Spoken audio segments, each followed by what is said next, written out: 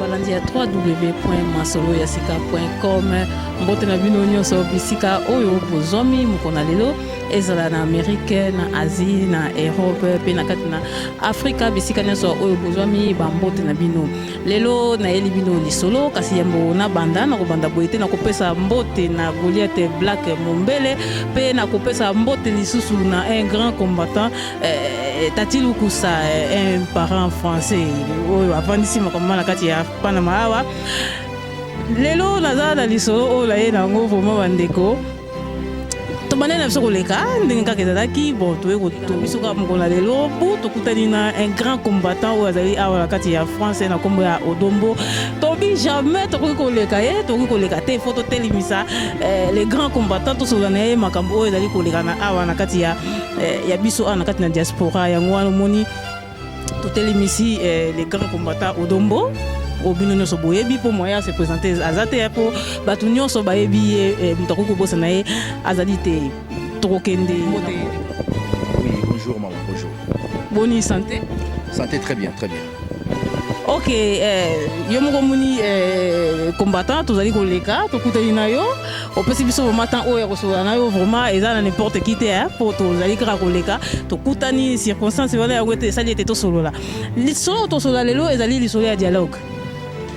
Bato mingi balobeli yango bato mingi balobeli kambo ya dialogue partout ezali kolobama na kati ya komba bato mingi baboyi dialogue bato mingi balingi kokende dialogue ndeko Odombo kolobani mpona likambo wana. Tout d'abord, merci quand même la question. Problème il y a dialogue au Bozo Lobela. Dialogue en gros problème à Congo. Na Congo tous un problème politique était. Na Congo mboka eza occupé. Tout d'abord dialogue en gros bazo kende bolingi bo kende na ba occupant to bozo ngabo sala dialogue na problème nini parce que problème politique ya Congo ezate. Mutu moko tako sa peuple congolais to opposant moko soi-disant politicien moko te aye bisa ba congolais que non to comme na problème moko politique c'est ça que to nous to que nous négocier mutu loko la imposteur Kanambe alias Joseph Kabila boko négocier na tant que qui un usurpateur bako négocier na est-ce que dialogue na Congo oyebi combien de fois ba politicien accompagnateur ba accompagner ba occupant na ba dialogue au moins 7 dialogues ba na Congo accord à Lusaka na San City Addis Abeba Bakiango 3 fois Amani 1 Amani 2 na Est et apporter rien.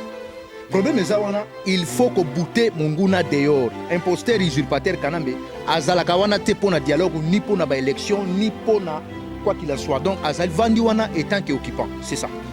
Te combattant Odombo tokokena mutuna mususu tomoni kaka likambo tali dialogue bande kona biso oyo babundaka awa na kati ya résistance na kombo ya Boketu na Mama Louise Bagbo balobi ete bakopandre esengeli bo baba pendre Etienne Tshisekedi wa Mulumba pona likambo oyo kaka etali dialogue réaction ngozana nini. Bon ba déclaration ya bandeko wana eza vraiment normal parce que problème tozalango ngana ebisaka bandeko combat tozo sala ça n'a rien à voir avec le combat pour soutenir l'opposition. Parce que Mboka n'a pas de problème, il y a opposition. Tous à peine un problème que la politique Mboka n'a pas marché.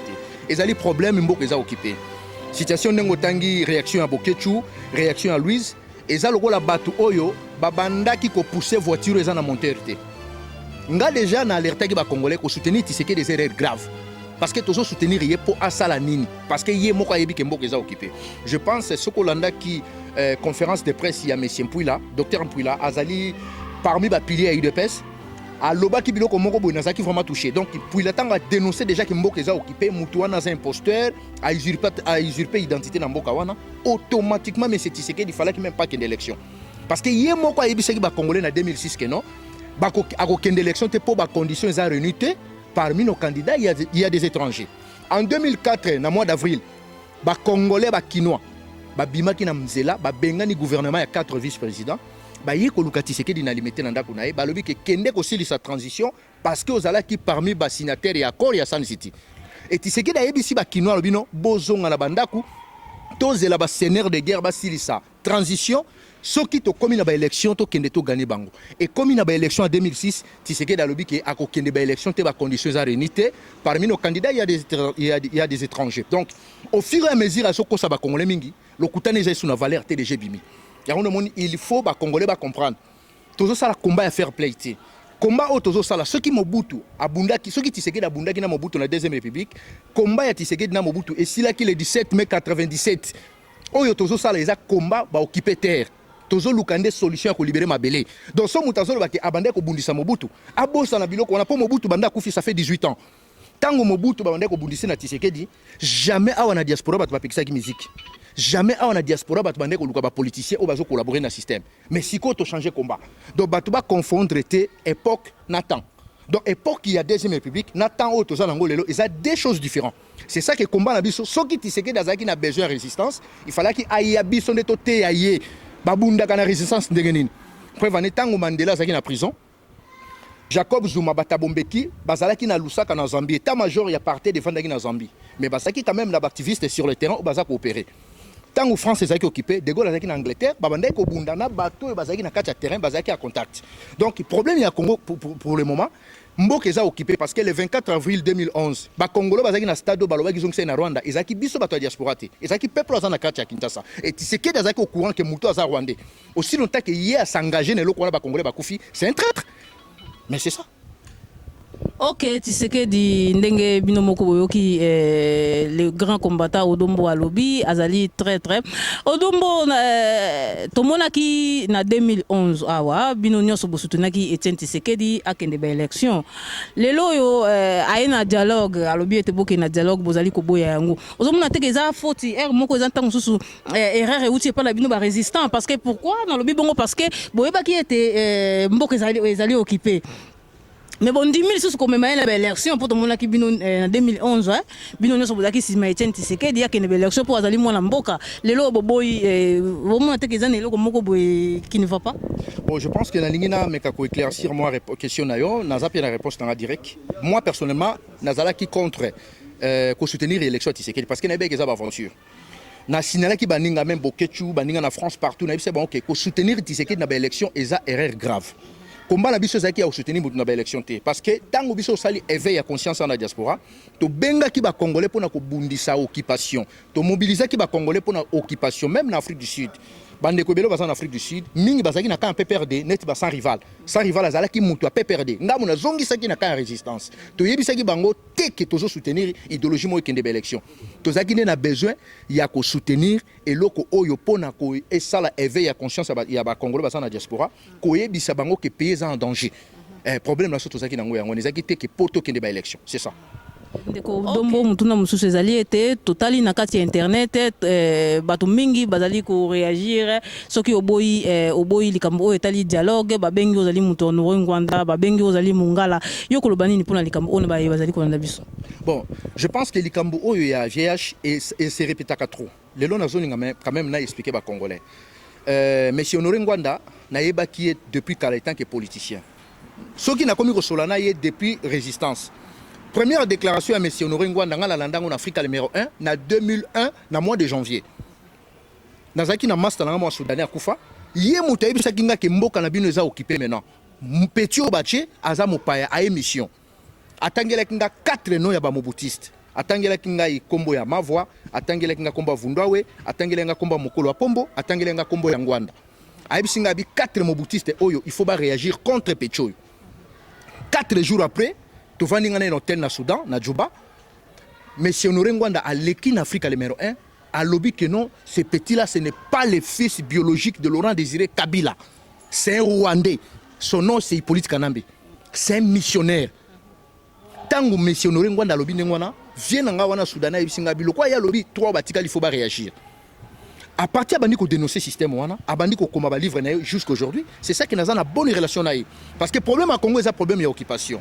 Donc, ceux qui ont lobby qui sont dans Zamutangwanda, et le réseau prouve dans Zamutangwanda, pour un discours.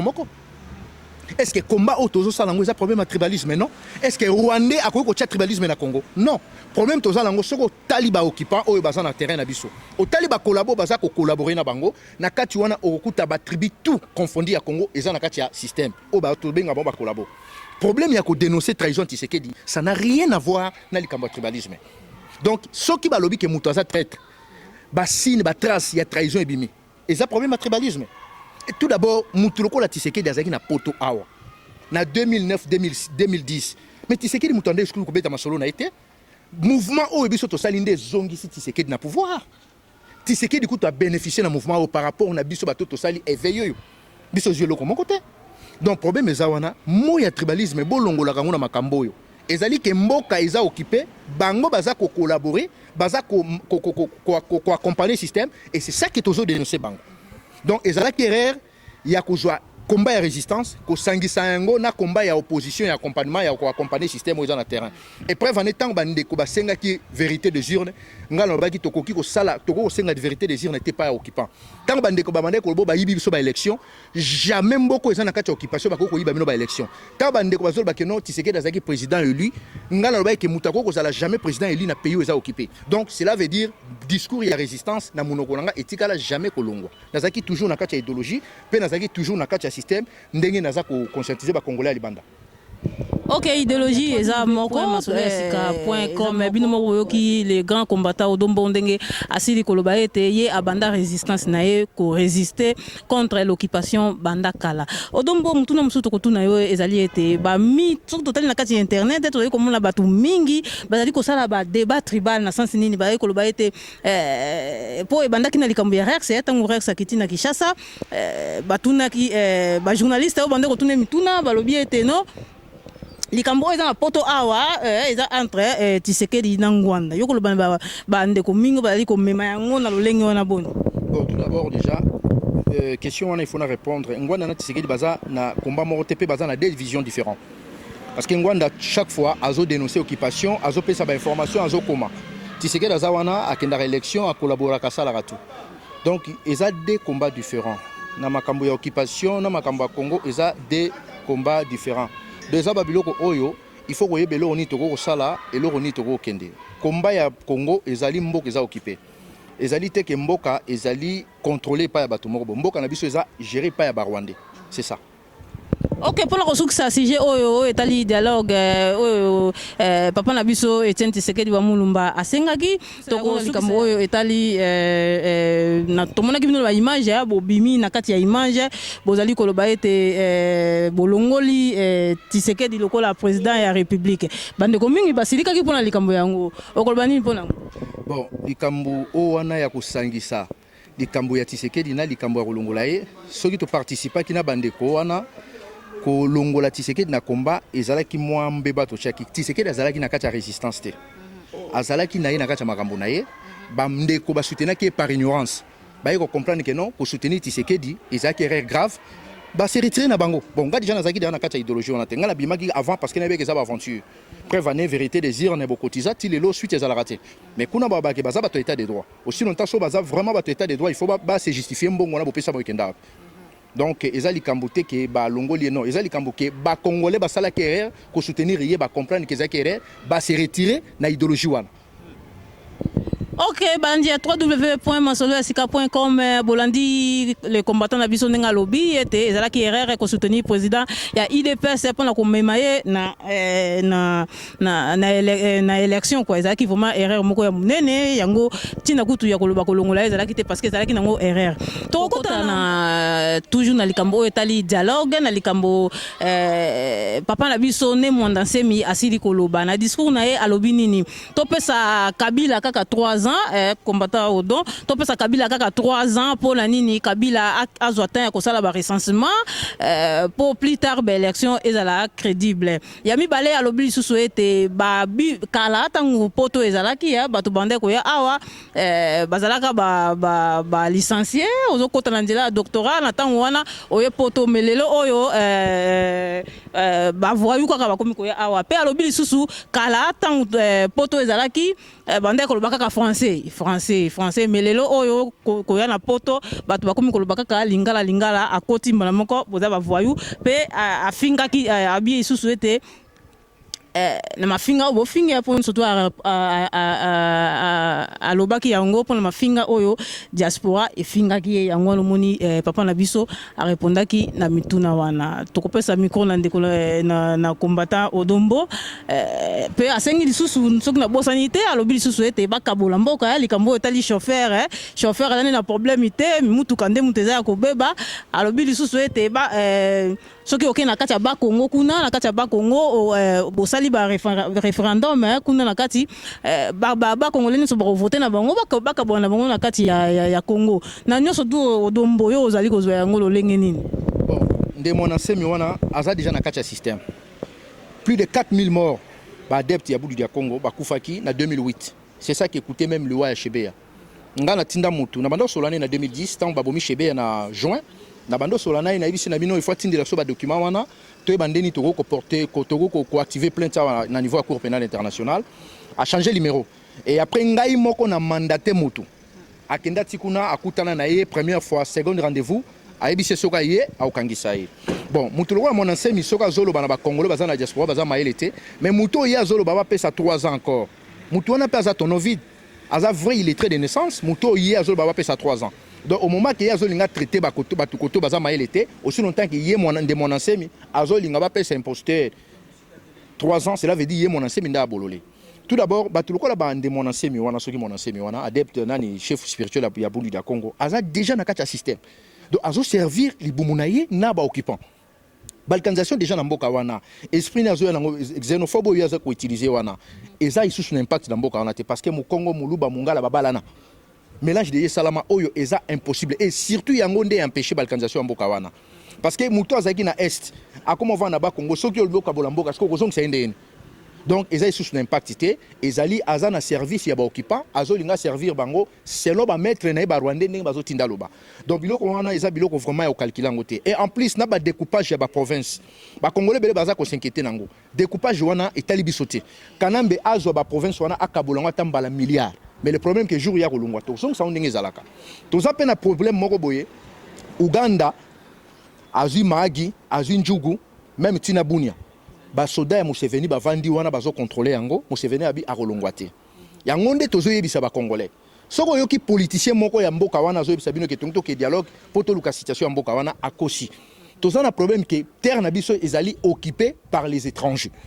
Donc armée étrangère et côté na mboka wana evandi bazui na institution na so avandi na ba service nyostou na politique bazali na armée bazali na service à renseignement tout bazali tozo bunda pona ko bimisa ba occupant et maintenant tant to kotika la biso moko to koyeba ndenge ni to ko sala toza na problème ya crise identitaire mutalo bela biso likambo élection te mutalo bela biso likambo dialogue te parce que e ko apporter rien pe ko changer rien parce que ba organisateur ya dialogue eza ba occupant ba organisateur ba élection eza ba occupant et ko servir biso na eloko ti yango no monike combat oyo biso tozo sala Tshisekedi asala ka yango ti donc toko comparer combat oyo te na combat oyo ye azo sala ye pona ye azo considérer occupation te mais pona biso ba résistant tozo considérer occupation ezali tout d'abord biso mouvement na biso to sala eza na clandestinité mais eza toujours na kati opération to benga ngo na kombo ya CCDC eza mouvement na biso to créer to yebindeni to sala ka to solo la ka to toza omoni mouvement ya résistance ba bomba ka yango ba bimisa kango te résistance ba exposer yango te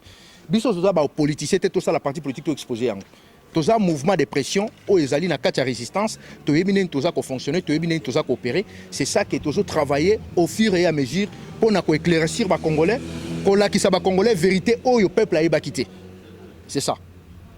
Ok, kolakisa peuple vérité oyo ye ayebaki te yango musala o ba résistant bazali kosala ndeko dombo pona kosukisa vraiment na nyoso oyo ezali kolekana kati ya dialogue oyo papa na Tshisekedi asengi po soki na kozonga mwasi mandambu alobi ete to solola na kabila lokola na coutume na biso ndenge ezalaka okolo balenji wala réponse tala. Et ça problème moko il faut batuba comprendre. Omoni Tshisekedi aza na kati ya jeme azo sala rassembler ni tazate. Tout d'abord il y a zo linga batuba solo na coutume tant que babantu. Muto ya linga ki solo na zara bantu. Depuis quand yé moko lobaki ke bakanga muto na basinga ba ila ligoté. Yé moko lobaki ke no muto na ifo zonga Rwanda. Donc muto na zo linga zonga Rwanda lelo ya commissaire bantu. Problème eza wana trahison na ye bimi.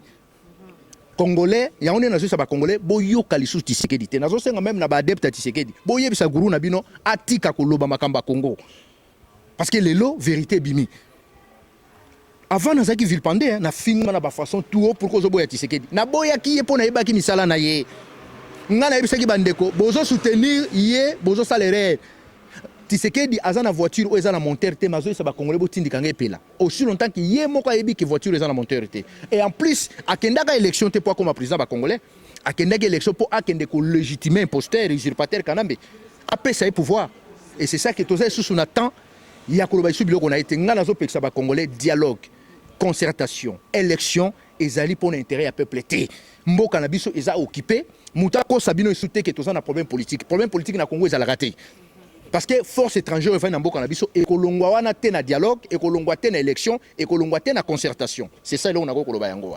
Oui, que Odombo na kangili kamomoko lobi awa to président ya IDPS loba qui était ba mema Kabila ligoté ba yela ye mais le ndeko moko abimi pona kotanga kombo na ete ndeko wana lobi ete ba manduki esi monani to landa bato balanda manduki ya ngwanda te po yazali na se ya mai a bimisa eloko moko te to landa ete to landa nde IDPS po ya ngunde Etienne Tshisekedi azali leader kaka moko au peuple congolais nyonso il faut azana sima na yo koloba bon babini que impérieux mais comme il prêt babi impérieux mais comme il prêt minduki déjà monani nango kalate mais kini déjà ezopanza bon naza si ozo seka omoni problème toza nango sikoyo bato belé na poto awa bakendaka na hôpital psychiatrie mais tellement bavandaka na fulu te moyo yake ba maboma ezate omoni eloko omoni impérieux ekotikalaka jamais je te dis ekotikalaka jamais ko salama parce que impérieux mais ça lokuta ekotikalaka jamais ko salama même au commune azemi siko oboti mwana na commune age lokwa bisobo eko salama ka jamais. Donc tout d'abord impérieux mwana ezalaki nango escroquerie et soko yoki muto abeta masolo ndengona na osenga na ba congolais boza paka batande ngona so moni muto aleki na internet ya obeta masolo ndengona o chata film a dessin animé o l'exatan que olanda biloko ne ça ba aventure et ça ba aventure bateau balobi ke bazana besoin impérieux. Mais bazarana ba député na kata parlement petite sœur propre ya Tshisekedi comme on a Eugénie Tikas aza député Tilelo a siégé na parlement ya Kanambe azo siégé au nom de